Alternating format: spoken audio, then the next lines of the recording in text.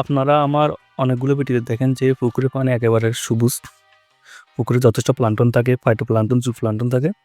কিন্তু এখন ভিডিওতে যে পুকুরটা দেখতেছেন এখানে কোনো ধরনের প্লান্টন নেই। পুরো পুকুরে যদি ভিউ দেখায় আপনারা দেখতেছেন যে পানিগুলো একেবারে যে গোল রঙের হয়ে গেছে এবং যে কোনো ধরনের পানির মধ্যে প্লান্টন বা মিনারেলস এবং আয়রন নেই। ব্যাপারটা হলো এখানে পরীক্ষামূলকভাবে আমরা উপরের স্তরের মাছ অর্থাৎ ব্রিকেট এবং কাতাল মাছের সংখ্যা বেশি দিয়েছিলাম। আমরা একর প্রতি ৩০০ করে ব্রিকেট এবং ১০০ করে কাতাল দিই। এখানে আমরা একর প্রতি প্রায় ১৫০ পিস কাতাল এবং প্রায় ৫০০ থেকে ৭০০ পিসের মতন ব্রিকেট মাছ দেওয়া হয়েছে। ব্রিকেট এবং কাতাল দুটি উপরের স্তরের মাছ। এইজন্য আমরা এখানে ২ থেকে ৩ বার প্রোবায়োটিক্স ব্যবহার করছি।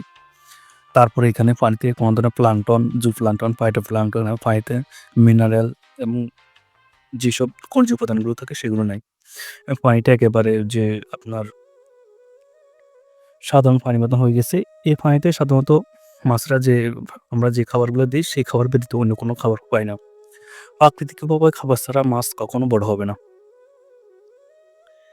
যেহেতু এখানে যদি আমরা আরও ১০ থেকে ১৫ বারও প্রোবায়োটিক্স ব্যবহার করি তারপরও পানি কালারগুলো আসবে না, আমরা প্রোবায়োটিক্স দেওয়া না। যেহেতু উপরস্থ মাছগুলো বেশি সেজন্য আমরা প্রোবায়োটিক্স দেওয়ার সাথে, সাথে সেগুলো খেয়ে ফেলে। এইজন্য পানিতে প্রোবায়োটিক্স দেওয়ার মতন কোনো পরিস্থিতি হয় না। এক্ষেত্রে যেটা আমাদের মধ্যম স্তর এবং নিচের স্তরের যে মাছগুলো আছে রুই, মৃগেল, কালীবাউস এবং কার্পু, গ্লাস কাপ এই মাছগুলো বড় হবে না। এইজন্য আমরা এ পুকুরে এখন সার ব্যবহার করব।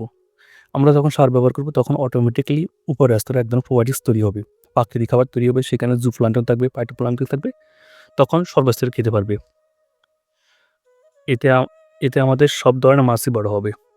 আপনাদের পুকুরে যদি এই ধরনের পানি কালার থাকে তখন অবশ্যই সার ব্যবহার করবেন। দেখতেছেন আমরা যদি জুম করে আপনাদের দেখাই যে পানির মধ্যে কোনো ধরনের প্রোবায়োটিক্স নেই। সাধারণ পানির মতন আমরা এখানে যথেষ্ট পরিমাণে প্রোবায়োটিক্স ব্যবহার করেও যে পানির যে উপরের স্তরে প্রোবায়োটিক্স বানাতে পারিনি। আমরা এখন একর প্রতি এটা ৪ একর একটা প্রকল্প। যদি পুরো জুমটা দেখেন আপনারা ভিডিওতে দেখেন। এটা লম্বাতে উত্তর দক্ষিণ সাইডে একটা ৪ একর একটা প্রকল্প। এখানে আমরা পাই প্রতি একর প্রতি আমরা পাই এখানে ২৫ কেজি করে ইউরিয়া সার ব্যবহার করি। আমরা এই ৪ একরের প্রকল্পে পাই ২৫ কেজি করে ৪ একর পর ১০০ কেজি ইউরিয়া সার দিব। ইউরিয়া সারগুলো আমরা একসাথে দিব না। এটা আমরা ২ ভাগ করে দিব। প্রথম শুরুতে আমরা সকালবেলা এখানে খাবার দিব। দুপুরের দিকে আমরা এখানে ৫০ কেজি ইউরিয়া সার দিব। অর্থাৎ আমরা যে ১০০ কেজি ইউরিয়া সার সেখান থেকে ৫০ কেজি দিব। এরপরের দিন আমরা টোটালি খাবার বন্ধ রাখবো। তারপরের দিন সকালে আবার আমরা এখানে ৫০ কেজি ইউরিয়া সার ব্যবহার করব। এই ইউরিয়া সারগুলো যখন পানিতে পড়বে, পানির গুণগত মান বেড়ে যাবে, পানিতে অটোমেটিক প্রোবায়োটিক্স তৈরি হবে এবং মাছের ব্যাকআপ খাদ্য হিসেবে তৈরি হবে। আমরা মূলত ইউরিয়া সারগুলো ব্যবহার করি পানিতে যাতে প্রাকৃতিক খাবারগুলো জমে সেই উদ্দেশ্যেই সেইটার মাথা রেখে আমরা ইউরিয়া সারগুলো ব্যবহার করি।